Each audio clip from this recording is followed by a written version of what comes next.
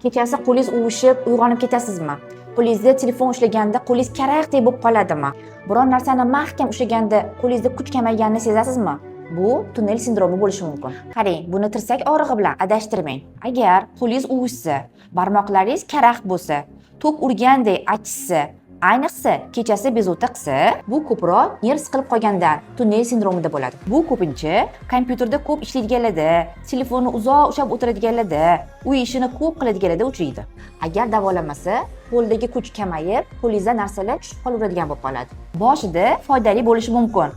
Qo'lga dam berish, maxsus fiksatorlar, yengil mashqlar, lekin bu vaqtinchalik yordam beradi. Shifoni esa vaqtida to'g'ri davolanishdan topasiz. Nevrolog ko'rigida sizni qo'l mushaklaringiz kuchi aniqlanadi, nerv faoliyati aniqlanadi, sezuvchanlik tekshiriladi.